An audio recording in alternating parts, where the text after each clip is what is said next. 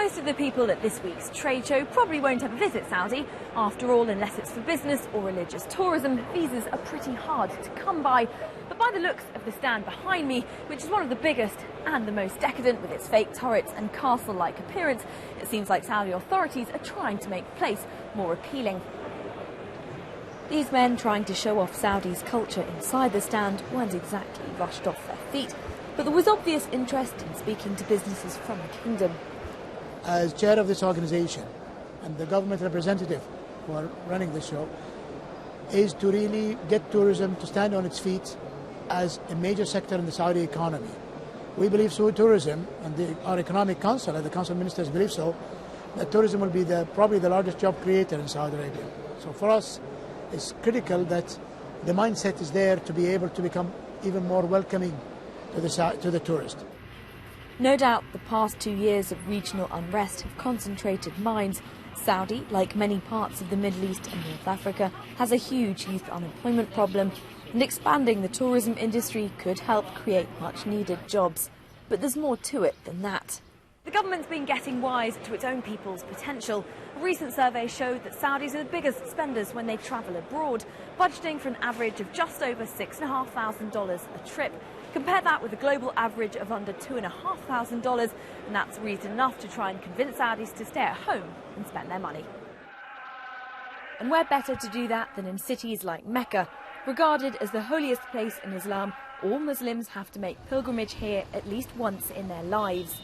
Developers and international hotel chains have realised that putting money here makes sense, with rooms going for thousands of dollars a night during religious festivals. It's a religious destination for over 1.6 billion Muslims around the world. So we would look at that figure as a huge potential for us. You have the airport expansion, Jeddah Airport. You have the railway, which is going to connect all major cities of Saudi, mainly religious cities, Mecca, Medina, with Jeddah, with the airport. And you have the infrastructure of expanding the Grand Mosque in Mecca and Medina. And you have all the new towers coming up. You have a tremendous number of towers coming up in the Grand Mosque, around the Grand Mosque.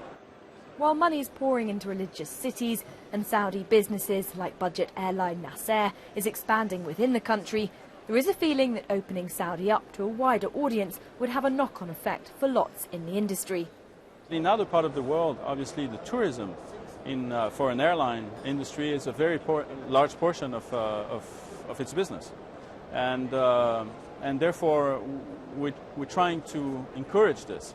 And work with the Saudi Tourism Board to actually have means to ease the tourism. But we can start already with the Saudis discovering their own kingdom better, and therefore offering a good domestic network is part of that strategy.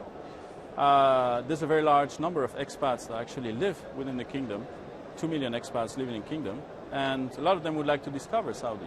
So we have to build in the infrastructure so that it's there present.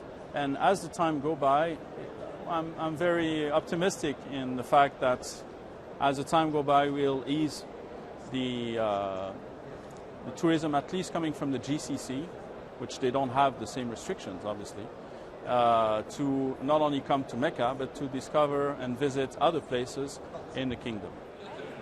There's certainly been interest here at the fair, at least in the freebies that Saudi's been giving away.